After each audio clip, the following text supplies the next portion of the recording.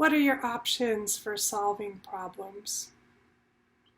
The answers to this are on DBT Skills handouts and homework worksheets by Marshall Linehan on page 10.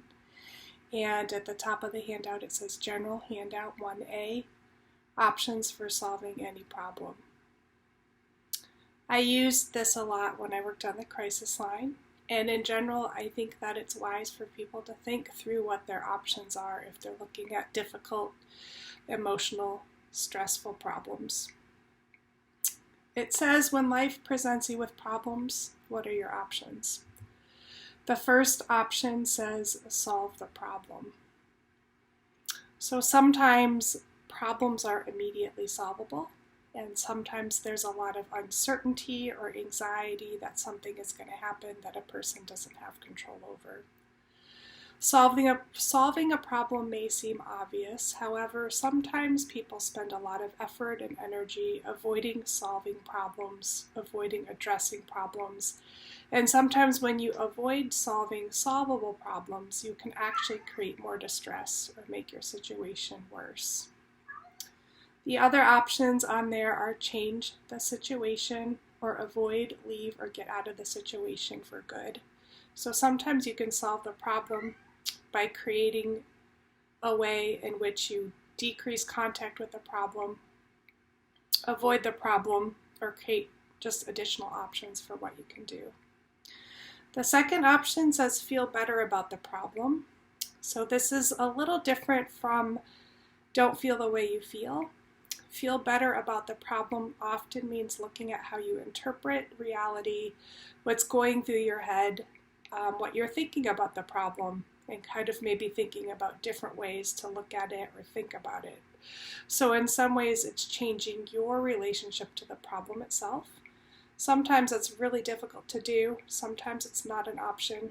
Sometimes it just, a problem is what it is.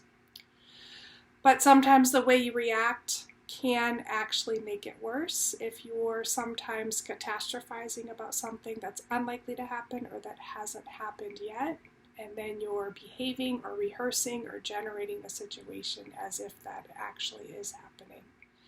So changing the way you feel about it often involves other skills, like tolerating the situation long enough to kind of pause, press the breathe button, and go and look at how you're interpreting the situation.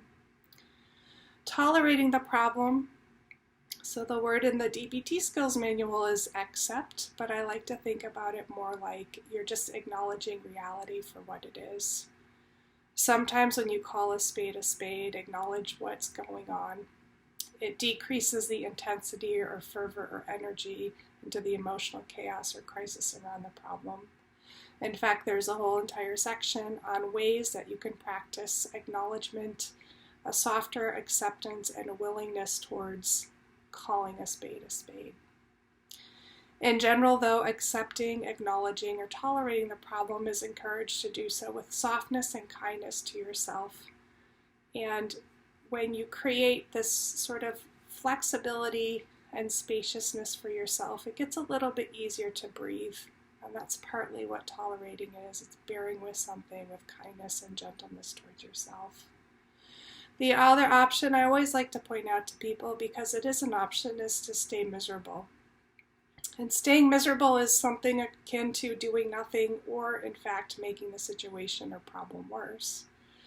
So sometimes it's good to just consider your options and know what your options are, because sometimes you're not very willing to solve the problem. Sometimes you're not very willing to be accepting of what the problem is. So sometimes people kind of need to dig in their heels and fight reality and sort of get in their corner of the universe. So you can also do things to make the situation worse or stay miserable to the end of there's consequences to that too. So it's always good to know what are your options, what are the consequences. Again, the 4 options on the DBT skills handout, page 10, are solve the problem if you can solve the problem, do something now to make the situation a little bit more bearable or a little bit more better, feel better about the problem, tolerate the problem, or stay miserable, do nothing, or do something to make it worse. So just think of those options the next time you're faced with something. Again, I use this a lot when I worked in the crisis line and people would call me and they'd be in a lot of emotional distress. So sometimes thinking through options can help you regulate your mood, tolerate the difficulty of the situation, and think about baby steps you can start to take to approach solving difficult situations. Thank you.